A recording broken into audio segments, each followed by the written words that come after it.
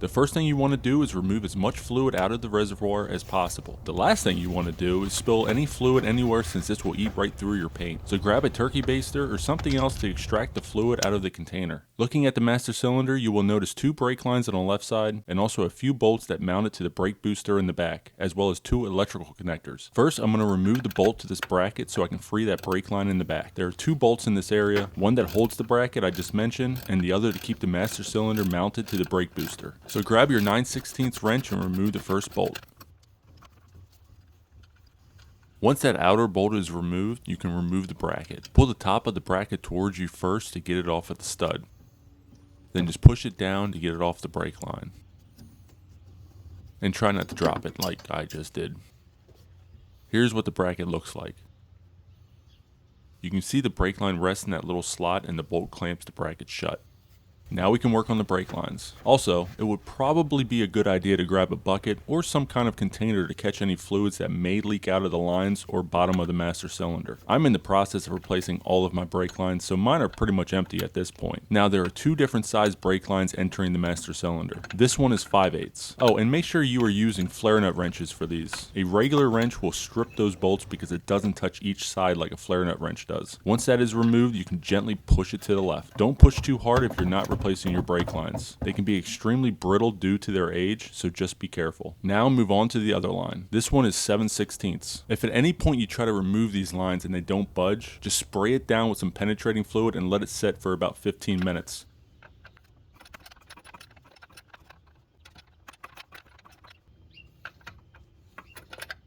Once those are out of the way, you can remove these electrical connectors. Just squeeze the sides of this connector and you should be able to pull it straight off. Now this one at the bottom is a little trickier. You need to grab a flathead screwdriver and enter from the other side. Twist the flathead and you should be able to pull the tab straight out.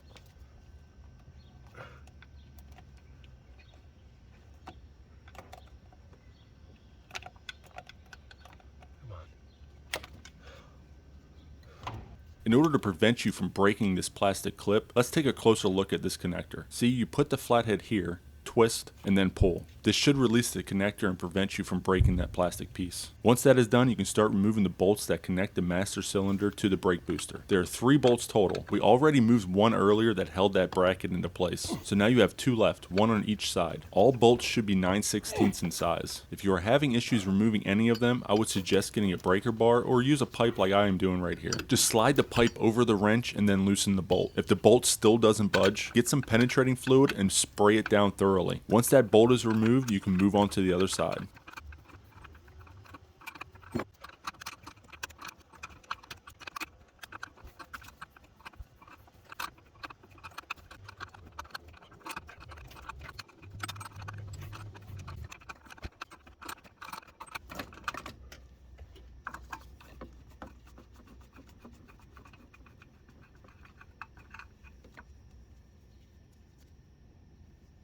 Now remove the other bolt and the master cylinder will be free.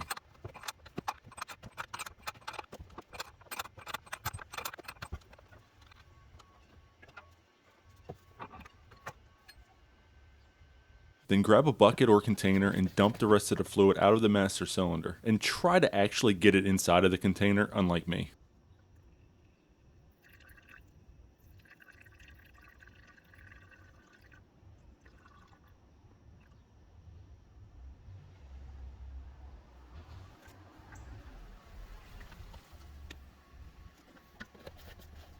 Now we are ready to compare the old unit to the new one. These look the same except for 2 pieces that need to be transferred over. Also, the new one should come with this O-ring. That's pretty important. I'll show you where this goes in a little bit. Let's get these 2 parts transferred over. The bolt at the bottom of this electrical connector is 9/16. Break that loose and remove it. This wasn't too hard to do off the truck. However, it would probably be easier to get these 2 parts off while the master cylinder was still attached to the brake booster. I just want to mention this to make it easier for all of you.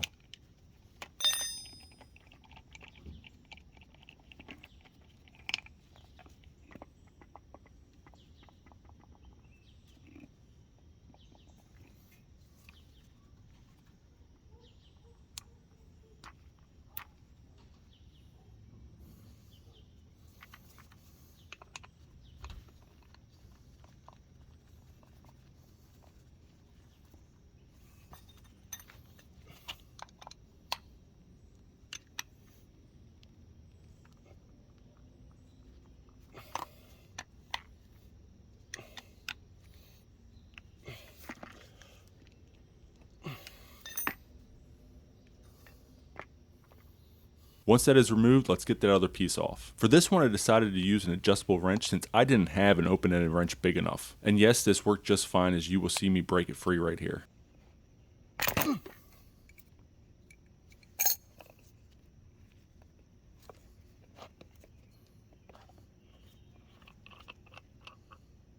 Now, as you can see, there is the O-ring you need to replace. So roll the old one up and off.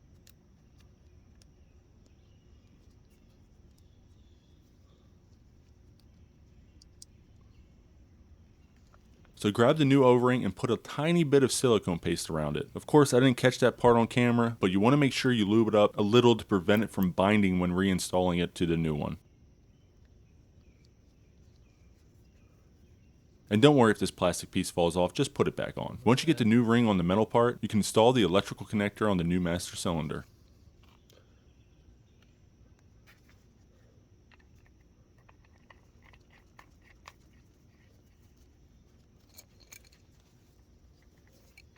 You are putting metal to metal, so give it some force when tightening.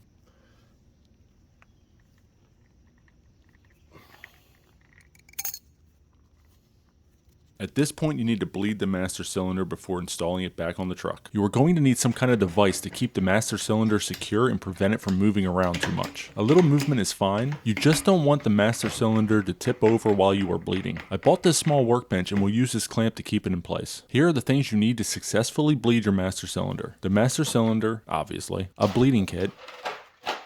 As you can see, this has a lot of different fittings as well as a couple of tubes. More on that in a bit. And you will need brake fluid. My truck takes .3. Now make sure you clamp a solid piece of the master cylinder to prevent any kind of damage. Also, having rubber pieces like these over the teeth can prevent damage too. If your clamp does not have rubber guards, you can place a towel between the teeth and master cylinder. I'm going to clamp down on this part here. This is a solid piece of metal, so this kind of clamp won't cause any damage.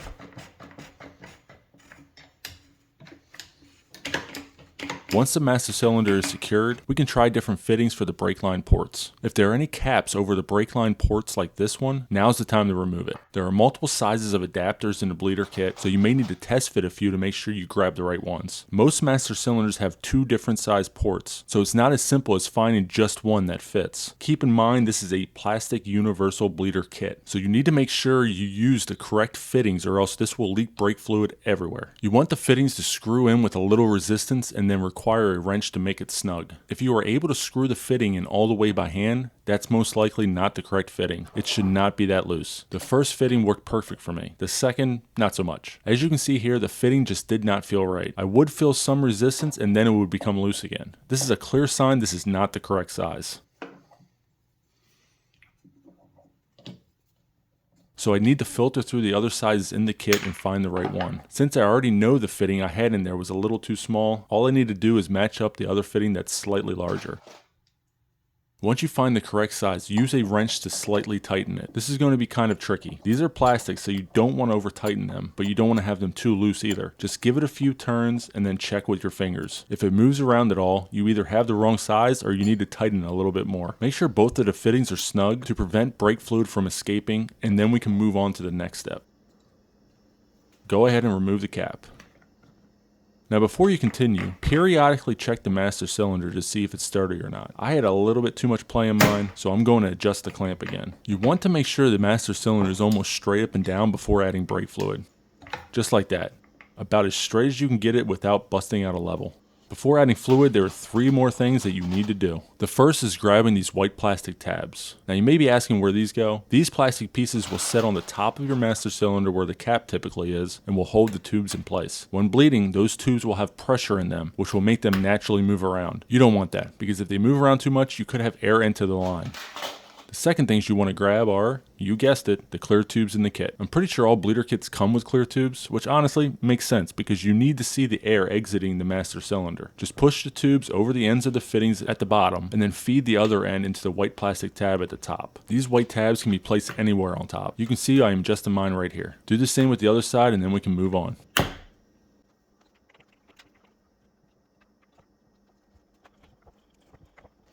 Now the last thing you want to do before adding brake fluid is adding protection. First, put on some gloves. And it's probably a good idea to put on some safety glasses, even though I didn't.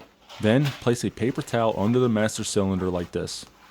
Not only will this help with cleaning up, but this will also allow you to spot a leak more easily.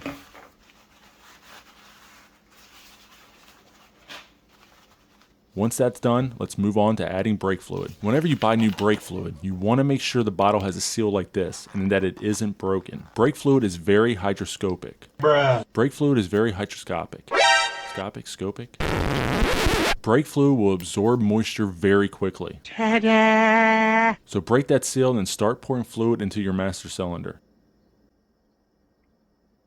You don't want to fill the fluid to the top because the fluid will rise as you are pushing in the piston. Once the fluid is about right there, stop. Now adjust the clamp holding your master cylinder one more time if you need to. If we look inside, we can already see air escaping the master cylinder.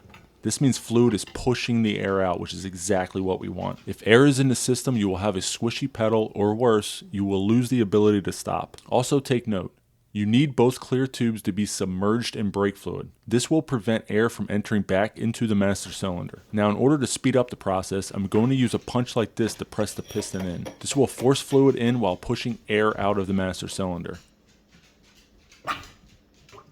That noise in the background is just my dog Charlie walking around, don't mind him. As you are pushing in and out, you will notice the level of brake fluid in your reservoir beginning to go down. That's a good sign. That means fluid is replacing the air around the piston of the master cylinder. If you need to adjust the tubes again, do so before refilling. This may be the last time you need to do this. Now refill the master cylinder, but do not overfill. Around there should be good enough. I'll show you why. Watch as I push the piston in now. Do you see how high the fluid goes?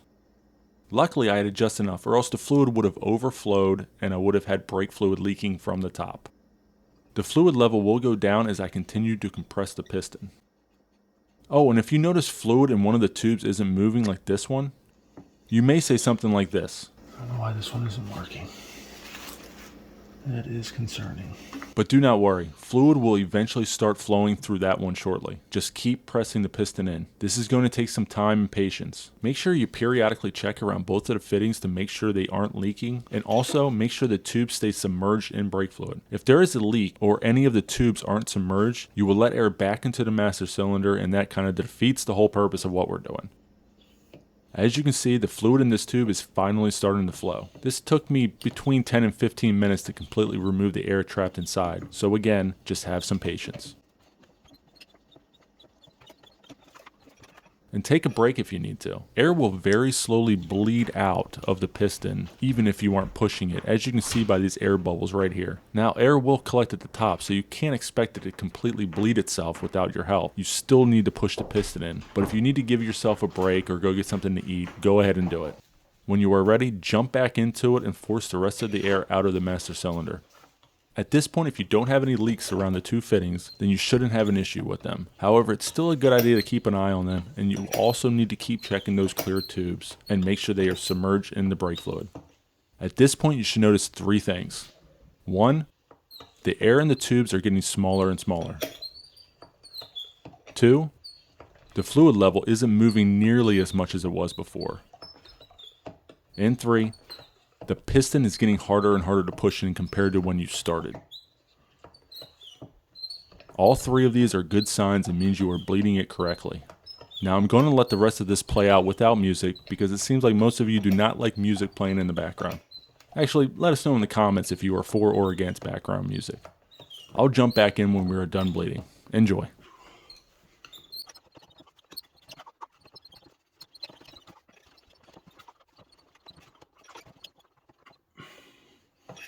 Alright, that should be good. Let's take a look at the tubes and make sure we are done. As you can see, there are very, very tiny bubbles still in both tubes, but there aren't very many of them, so this is okay with me. Once you are satisfied with how yours looks, you can install the master cylinder back on the vehicle. Now just push the master cylinder over the studs of the brake booster. Try not to pinch anything between the brake booster and the master cylinder like I did with this clear tube. I noticed this after I tightened down the bolts and tried to remove the tubes. It's not a big deal if this happens, as you just need to loosen the bolts in order to free the tube. You will see me do this in a little bit. Now start threading the bolts onto the brake booster studs.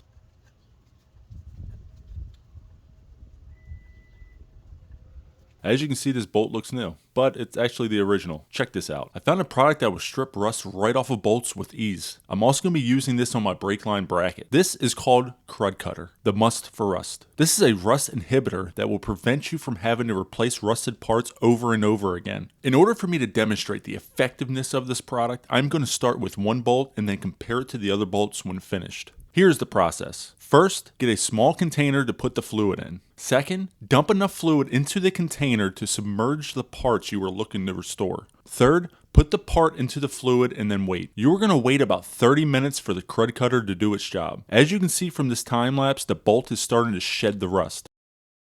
Once 30 minutes is up, remove the bolt. Now let's do a little comparison. Check that out. This bolt almost looks like it's brand new. There will be a few spots left over on parts that are extremely old. These parts are from my 1995 F150, so they are more than 25 years old now. If you want to get the rest of the rust off, you can put it back into the Crud Cutter, or you can use a wire brush. Now look at that difference. Not bad for a part that's decades old, right? Let's do the same thing for these other bolts and the bracket. Let them sit in there for 30 minutes and then remove and see how they look. You can always leave the parts in the Crud Cutter for a little longer if you need to. I feel like 30 minutes worked perfectly for this situation. At one point, I did flip the bracket over because I didn't pour enough Crud Cutter into the container, so the top of the bracket actually stuck up a little bit. But that's okay. You will see the bracket still came out great. Once you are satisfied with the look of the parts, remove them and let them dry.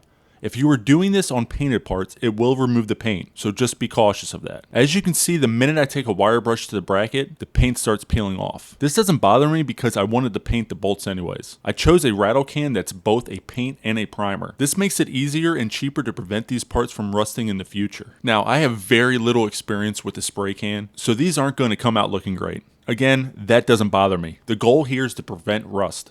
I put down 3 coats on these parts and will let them sit overnight. That's all there is to it. Let's get those bolts screwed on and tightened down. Again, these are 9/16. On this side, I could not fit a deep socket, so I started the bolt with a regular socket. Eventually, you will need to find a way to get a deep socket in there or use an open-ended wrench. I eventually used a deep socket, which you will see later.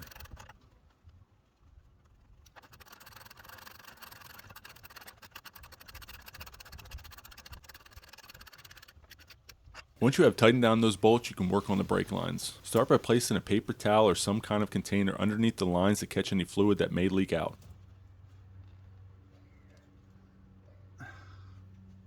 Now grab your open-ended wrench to remove the fitting from the brake line port on the master cylinder. This one is 1/2 inch. Start loosening the fitting, then you should be able to remove the clear tube.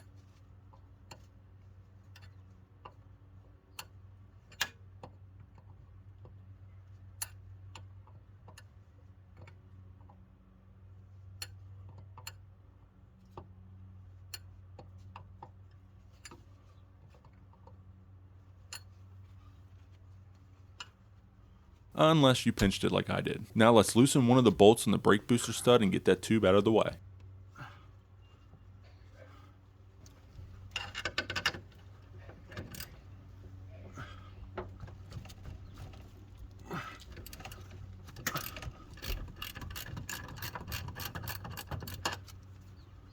Then you can tighten the bolt and get back to the brake lines. These mounting bolts should be torqued down to 18 to 25 foot-pounds of torque.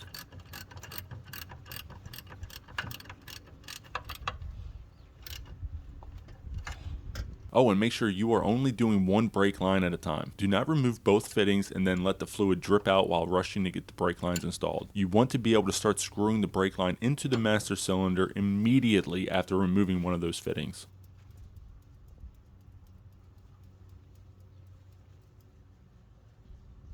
If you are replacing your brake lines, make sure you remove the dust cap on the end first.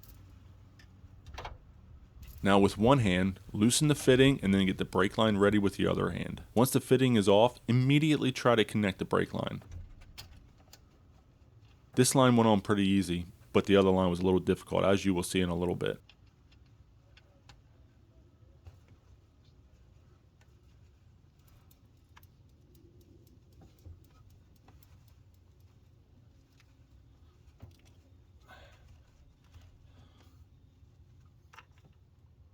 Grab your 7/16 flare nut wrench and tighten down the brake line. According to my online manual, you should tighten these brake lines down to 16 to 21 foot-pounds of torque. That's tricky with the brake line since you can't get a socket over the end, so I'm just going to hand tighten these and use my own judgment.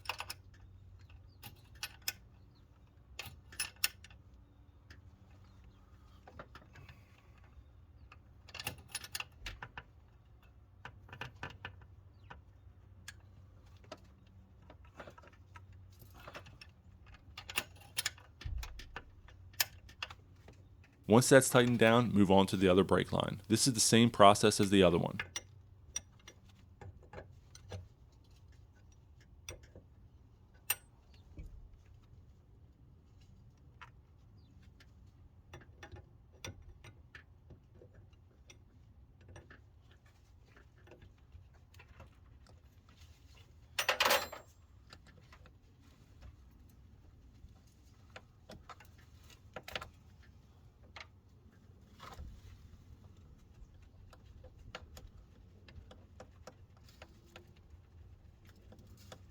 Once the fitting comes out, immediately grab the brake line and try to screw it into the master cylinder. This one gave me some trouble, as you can see, but once you are able to get it seated properly, it should screw right in.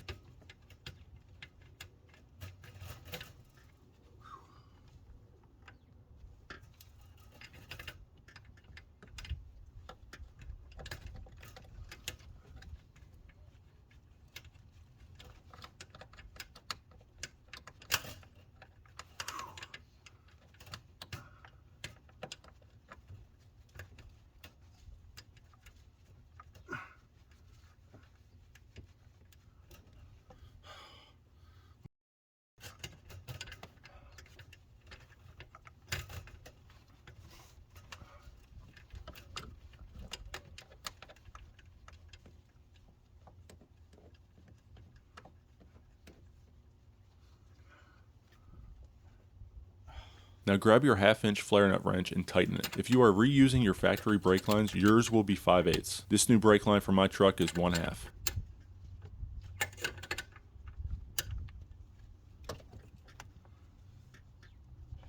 Grab a paper towel, or just use the one underneath of the master cylinder if that's what you use to catch the brake fluid. Wipe down the brake line fittings that enter the master cylinder. This will help us spot a leak easier if we have one later on. Now just pull up the bleeder kit like this and place it into the paper towel.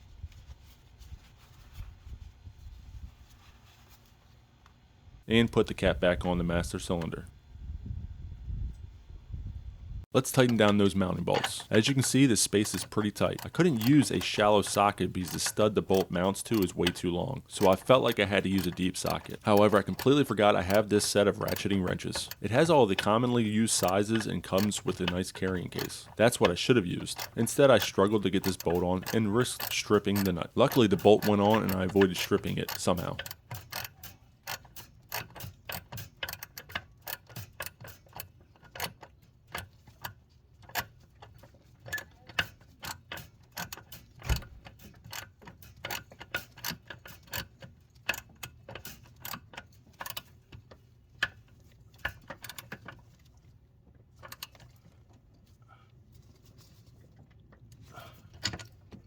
Once that's tightened down, you can install your brake line bracket. Make sure you put it around the brake line first before mounting it to the stud.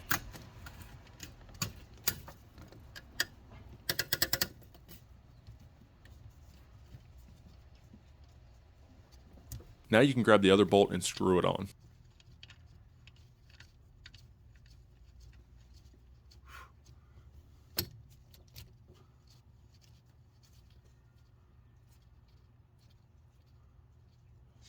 And now I'm struggling again. Those ratcheting wrenches were just sitting in my computer room on a shelf waiting to be used. And I'd rather struggle. Moving on.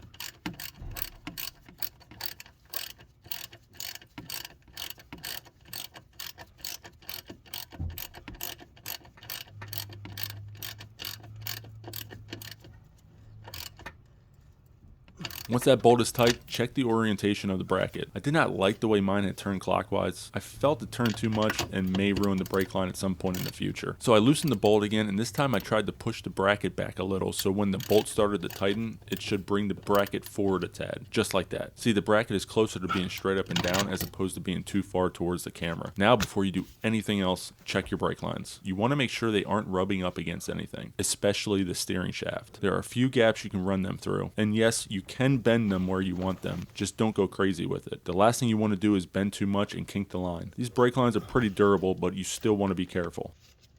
Now let's get those electrical connectors back in. This one is simple, just line it up and push down. The one on the bottom isn't as easy as you may think. You can't just push it back into the master cylinder and expect it to snap in. These new master cylinders have a couple of black connectors that came with the kit. You need to find out which one works with your vehicle. So grab both and see which fitting connects to the electrical harness. For my truck, this is the one I need. Once you figure that out, put the fitting into your master cylinder, keeping in mind which orientation it needs to be installed. Mine goes this way with the 3 exposed pins facing up. Once that snaps into place, you can push your connector on and that should be it. Your master cylinder is officially installed. But you're not finished yet. You now need to bleed the brakes. There are a few methods when it comes to bleeding brakes, one of which we have on our channel already. That's the 2-person brake bleeding method. But before I get into that, let me show you which order to bleed the brakes on these older F-150s. First, you want to start with the passenger rear, then move on to the driver rear. Now you may think the front passenger is next, however that's incorrect. Since we replaced a master cylinder, we also need to bleed the RABS module. RABS stands for Rear Anti-Lock Braking System. It's a module that is located in the frame rail behind the front driver tire. This is what it looks like. As you can see, it has a bleeder screw right here. This needs to be bled before bleeding the front brake calipers. Once that is bled, you can move on to the passenger front and finally the driver front. That's the first pass. You will then need to bleed everything again, but this time you bypass the RABS module. So, passenger rear, driver rear, passenger front, and finally driver front. Essentially, everything gets bled twice except for the RABS module. The process for bleeding brakes is very simple if you have another person to help you. If you are by yourself, you can still bleed your brakes, however the process takes a little longer. Since Rob and I are bleeding the brakes, we will show you the 2-person method. Once your bleeder valve cap is removed and you have the clear tube over the bleeder valve and the proper wrench on the bleeder screw, the person in the car will need to press the brakes. Once the brakes are pressed, the other person can turn the bleeder screw into the open position. Now, when the person in the car feels the brake pedal hit the floor, he or she will need to notify the person with the wrench to close the bleeder valve. The person should then close the bleeder valve, and then the person in the car can lift off of the brake pedal. Repeat these steps until there aren't any more visible air bubbles in the clear tube. Proceed to the next caliper and repeat the process.